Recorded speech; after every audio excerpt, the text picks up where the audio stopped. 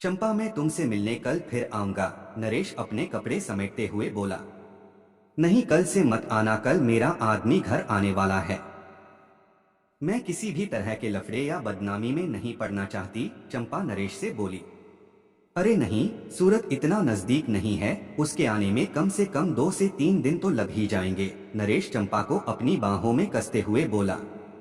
चंपा बाह छुड़ाकर बोली, 2 दिन पहले ही बता चुका है कि वह गाड़ी पकड़ चुका है, कल वह घर भी पहुंच जाएगा। नरेश मायूस होता हुआ बोला, जैसी तेरी मर्जी, दिन में एक बार तुझे देखने जरूर आ जाया करूंगा। ठीक है, आ जाना, चंपा हंसकर उससे बोली। नरेश पीछे के दरवाजे से बाहर हो गया। अपने घर जाते समय नरेश चंपा के बारे में वह सब सोचने लगा जो चंपा ने उसे बताया था।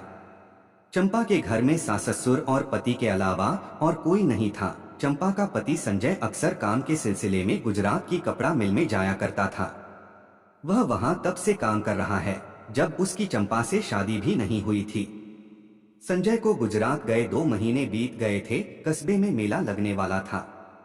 चंपा संजय को फोन पर बोली, तुम घर पर नहीं हो, इस बार का मेला मैं किसके साथ देखने जाऊंगी, मां पिताजी तो जा नहीं सकते।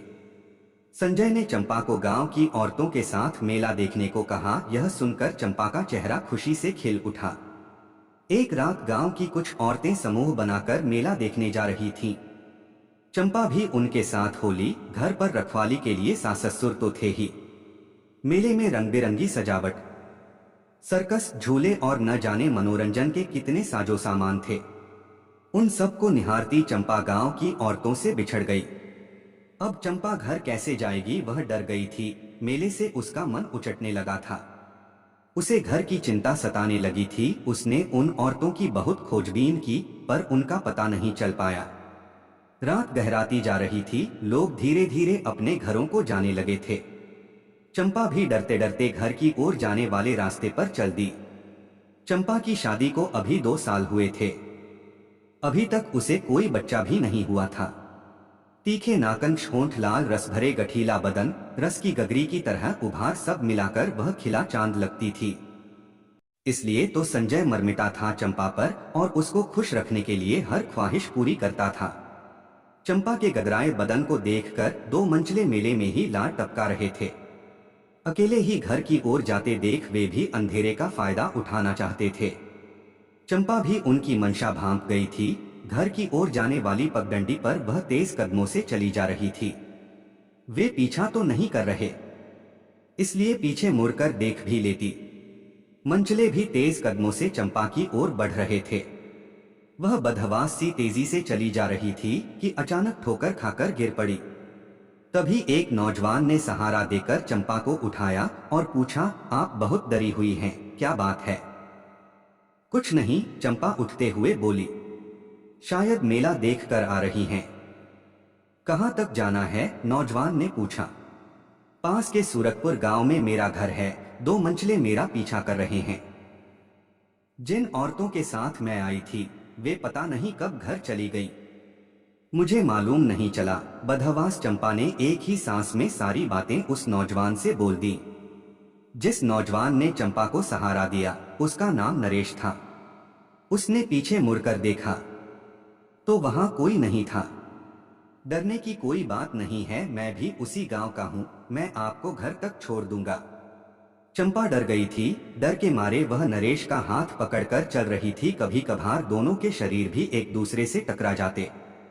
कुछ देर बाद नरेश ने चंपा को उसके घर पहुंचा दिया। चंपा ने शुक्रिया कहा और अगले दिन नरेश से घर आने को बोली।